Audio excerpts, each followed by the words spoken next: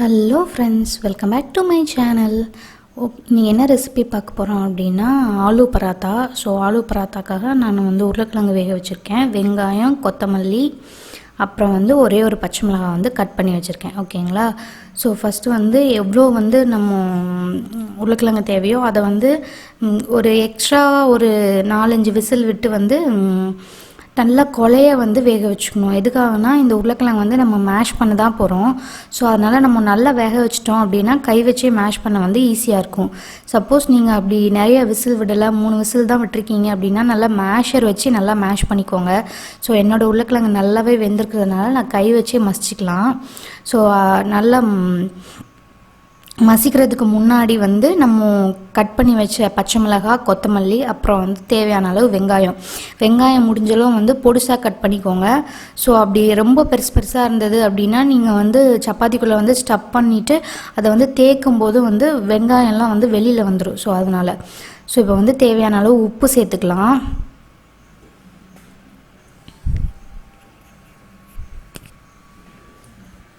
So அடுத்து பார்த்தீங்கன்னா காரத்துக்கு ஏற்ற மாதிரி சில்லி பவுடர். ஸோ ஏற்கனவே ஒரு பச்சை மிளகாய் போட்டிருக்கேன். ஸோ கொஞ்சமாக நான் காரம் போடுறேன். ஸோ இப்போ ட்ரை மேங்கோ பவுடர், அந்த ஒரு புளிப்பு டேஸ்ட் கொடுக்கும்ல, அதனால் ட்ரை மேங்கோ பவுடர் கொஞ்சமாக போட்டுக்கலாம். அப்புறம் சாட் மசாலா இல்லைன்னா பரவாயில்ல. அதே மாதிரி ட்ரை மேங்கோ பவுடர் இல்லைனாலும் லெமன் சேர்த்துக்கலாம். ஸோ இப்போ ஓமம், அஜ்வைன்னு சொல்லுவாங்க, அந்த ஓமம் இருக்குல்ல, அதை கொஞ்சமாக எடுத்து கையால் நல்லா க்ரஷ் பண்ணி அதில் சேர்த்துக்கலாம். இது எதுக்காக அப்படின்னா டைஜஸ்ட் ஆகிறதுக்காக. ஏன்னா உருளைக்கிழங்கு சேர்த்துருக்கோம் இல்லையா, அதனால். ஸோ இது செரிமானத்துக்கு ஹெல்ப் பண்ணும். ஸோ இது பிடிக்கலன்னா ஸ்கிப் பண்ணிக்கலாம். ஆனால் இது போட்டோன்னா ஃப்ளேவர் ரொம்பவே நல்லாயிருக்கும். இன்னொன்று நார்த் இந்தியன்ஸ் என்ன பண்ணுவாங்க அப்படின்னா கொத்தமல்லி, தனியா விதை இருக்கும் இல்லையா, அதையும் இந்த மாதிரி க்ரஷ் பண்ணி இதில் போடுவாங்க. ஸோ அது எனக்கு பிடிக்காதுன்றதுனால நல்லா தான் இருக்கும். ஆனால் சிலருக்கு அது பிடிக்காது இல்லையா. ஸோ அதனால் நான் சேர்க்கல. உங்களுக்கு விருப்பப்பட்டால் நீங்கள் சேர்த்துக்கலாம். ஓகேங்களா? ஸோ இப்போ இதை நல்லா மிக்ஸ் பண்ணிக்கணும். மிக்ஸ் பண்ணும்போது அந்த பெரிய பெரிய உருளைக்கிழங்குலாம் பெரிய பெரிய பீஸாக இருந்தால் அதை நல்லா மேஷ் பண்ணி விட்டுக்கோங்க. ஸோ அந்த மாதிரி பெரிய பெரிய பீஸாக இருந்துச்சு அப்படின்னா இந்த ஒரு அது மாதிரி இருந்ததுன்னா நல்லா மேஷ் பண்ணிக்கோங்க. ஸோ நம்ம சப்பாத்தி தேய்க்கும் போது பெருசாக இருந்துச்சுன்னா அது வெளியில் வந்துடும். ஸோ அதுக்காக தான். ஓகேங்களா? ஸோ இப்போ நல்லா இதை மிக்ஸ் பண்ணியாச்சு. இப்போ நம்ம எவ்வளோ பெரிய சைஸ் பால் வேணுமோ அந்த சைஸில் ஒரு பால் மாதிரி இந்த மசாலாவை பிடிச்சி வச்சுக்கோங்க. ஓகேங்களா? ஸோ தட் நம்ம உள்ளே ஸ்டஃப் பண்ணும்போது நமக்கு ரொம்ப ஈஸியாக இருக்கும்.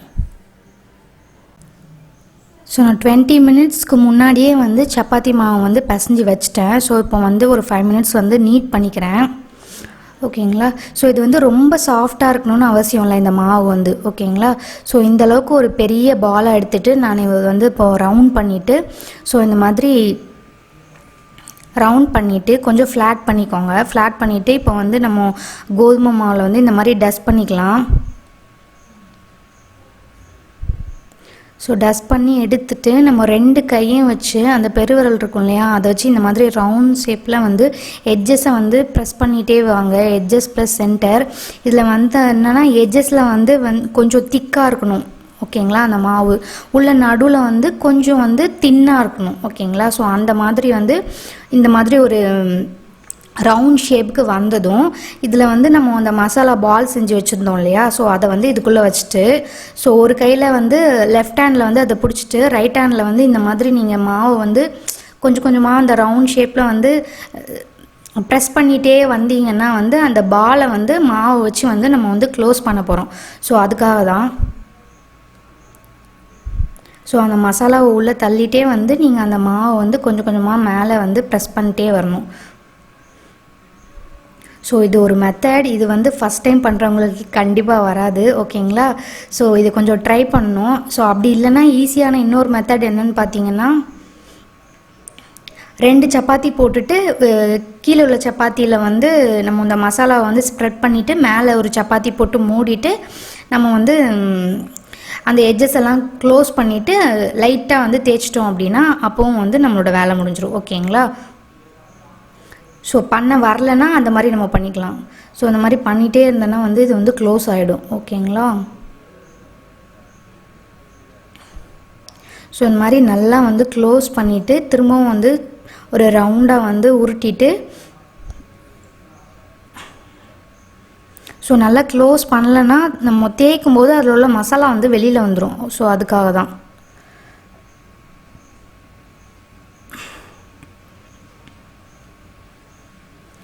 ஸோ இந்த மாதிரி நல்லா க்ளோஸ் பண்ணிட்டு திரும்ப வந்து கை வச்சு ஃப்ளாட் பண்ணுங்கள் அதை. ஸோ ஃப்ளாட் பண்ணிவிட்டு அடுத்து வந்து இப்போ கோதுமை மாவு வந்து நம்ம டஸ்ட் பண்ணிவிட்டு இப்போ வந்து நம்ம தேய்க்க போகிறோம்.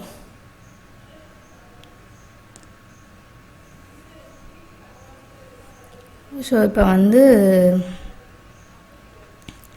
சப்பாத்தி கட்டையில் வந்து ஒரு பக்கம் ஒடிஞ்சு போச்சு. இது என் பையனோட வல் தான். ஸோ இதை வந்து கண்டுக்காதீங்க. ஸோ இப்போ வந்து நம்ம ப்ரெஸ் பண்ணும்போது என்ன பண்ணணும்னா சென்டரில் வந்து டைரெக்டாக வந்து சப்பாத்தி ப்ரெஸ் பண்ணுற மாதிரி பண்ணக்கூடாது. அப்படி பண்ணோன்னா அந்த மசாலா வந்து வெளில வந்துடும். ஸோ நான் அந்த பண்ணுறேன் பார்த்தீங்களா, 2 கார்னர்லேயும் தான் வந்து நீங்கள் ரோல் பண்ணிகிட்டே போகணும். ஸோ இந்த பக்கம் அந்த பக்கம் அந்த பக்கம் அப்படி நீங்கள் ஃபஸ்ட்டு எடுத்தோடனே நடுவில் வந்து அமுக்கி தேய்ச்சிட்டிங்க அப்படின்னா மசாலா வந்து வெளில வந்துடும். ஸோ சப்பாத்தி தேய்க்கிற மாதிரி ரொம்ப ஹார்டாக தேய்க்கக்கூடாது, மைல்டாக தேய்க்கணும்.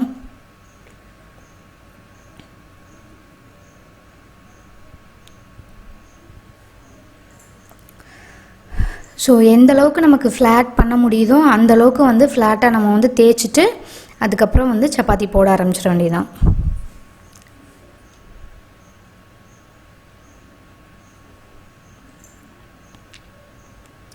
ஸோ இதில் வந்து அந்த உருளைக்கிழங்கு எங்கேயாவது சங்க்ஸ் இருந்துச்சு அப்படின்னா உங்களுக்கு இந்த இடத்துல என்னோட இதில் பார்த்தா தெரியும். ஒரு உருளைக்கிழங்கு வந்து பெருசாக இருக்கிறதுனால அந்த இடத்துல வந்து லைட்டாக அது வந்து வெளியில் வந்திருக்கும். ஸோ நம்ம பிசையும் போது அந்த உருளைக்கிழங்கு பெருசாக பீசஸ் இல்லாமல் வந்து பார்த்துக்கணும். இல்லை அப்படின்னா தேய்க்கும் போது வந்து நமக்கு அது வந்து வெளியில் வராது. ஸோ இப்போ வந்து நம்ம தேய்ச்சி முடிச்சாச்சு. இதை வந்து இன்னொரு பிளேட்டில் வந்து எடுத்து வச்சுக்கலாம் நம்ம. ஸோ எடுத்து வச்சுட்டு இன்னொரு மெத்தட் வந்து எப்படி வந்து ஸ்டஃப் பண்ணுறது அப்படின்னு வந்து நான் காமிக்கிறேன். இதை விட அது வந்து ஈஸியாக இருக்கும்னு நினைக்கிறேன். ஓகேங்களா? ஸோ இப்போ இன்னொரு தடவை வந்து நான் ஒரு மாவு எடுத்திருக்கேன். அதை வந்து இந்த மாதிரி ஒரு மீடியம் சைஸாக திக்காக வந்து கொஞ்சமாக வந்து ரோல் பண்ணிவிட்டு அதில் வந்து மாவு வந்து வச்சுக்கிறேன். ஓகேங்களா? ஸோ அதை விட வந்து இது வந்து ரொம்ப ஈஸியாக இருக்கும். ஸோ இப்போ வந்து மேலே வச்சு நீங்கள் இந்த மாதிரி க்ளோஸ் பண்ணிட வேண்டியதான். ஸோ இந்த மாதிரி இது பண்ணிட்டே வந்தீங்கன்னா க்ளோஸ் பண்ணிட வேண்டாம். ஸோ இந்த மாதிரி நமக்கு வரல அப்படின்னா 2 சப்பாத்தி பண்ணிக்கிட்டு ஒரு சப்பாத்தியில் வந்து மேலே வந்து இந்த ஸ்டஃபிங்கை வந்து ஸ்ப்ரெட் பண்ணிவிட்டு அதுக்கு மேலே இன்னொரு சப்பாத்தி போட்டு க்ளோஸ் பண்ணிவிட்டு நம்ம இது வந்து சப்பாத்தி மாதிரி வந்து அதை வந்து தேய்ச்சிக்கணும். ஓகேங்களா? ஸோ இந்த மாதிரி பண்ண வரல அப்படின்னா ஸோ இப்போ வந்து நம்ம தேய்ச்சி எடுத்துட்டோம் அப்படின்னா வந்து இது எல்லாத்தையும் க்ளோஸ் பண்ணிவிட்டு நம்ம சப்பாத்தி மாதிரி தேய்ச்சி எடுத்துட்டோம் அப்படின்னா நம்மளோட ஆலு பராத்தா வந்து ரெடி ஆகிடும். ஓகேங்களா? ஸோ இப்போ அடுத்து வந்து நான் அடுப்பை ஆல்ரெடி வந்து சூடு பண்ணிட்டேன் தோசைக்கல்லில். ஓகேங்களா? ஸோ இப்போ வந்து தோசைக்கல் சூடாகிடுச்சு. இதில் வந்து நம்ம தேய்ச்சி வச்ச சப்பாத்தி வந்து போட்டுக்கலாம். இப்போ வந்து ஹீட்டு வந்து ரொம்ப லோவாகவும் இருக்கக்கூடாது, ரொம்ப ஹையாகவும் இருக்கக்கூடாது. ஏன்னா சப்பாத்தி வந்து கொஞ்சம் மொந்தையாக இருக்கும் இல்லையா? ஸோ வந்து மீடியம் ஹீட்டில் இருக்கணும். ஓகேங்களா? ஸோ ஆயில் வந்து ஸ்ப்ரெட் பண்ணிக்கோங்க. ஸோ நார்த் இந்தியாவில் வந்து ஸ்ட்ரீட் ஃபுட்லலாம் என்ன பண்ணுவாங்கன்னா இது மாதிரி பெரிய தவா வச்சுருப்பாங்க இல்லையா? ஸோ அவங்க வந்து நிறைய எண்ணெய் ஊற்றுவாங்க. அது வந்து ஆயிலே ஃப்ரை ஆகிற மாதிரி இருக்கும். எண்ணெய் ஊற்றி அந்த ஆயிலே ஃப்ரை பண்ணிவிட்டு அந்த ஆயிலை வடிச்சிட்டு அப்படி எடுப்பாங்க. ஸோ நம்ம வீட்டில் பண்ணுறதுனால அந்த மாதிரி ஆயிலெல்லாம் வந்து ஃப்ரை பண்ண வேண்டாம். ஸோ சுற்றி வந்து ஆயில் வந்து ஸ்ப்ரெட் பண்ணிவிட்டு நம்ம வந்து சப்பாத்தி வந்து சுட்டு எடுத்துடலாம். ஸோ ரொம்ப சாஃப்டாக இருக்கும், ரொம்ப டேஸ்ட்டாக இருக்கும். பெரியவங்களாக இருந்தால் இதில் வந்து 2 சப்பாத்தி சாப்பிட்டாலே ரொம்ப வயிறு ஃபில்லிங்காக இருக்கும்.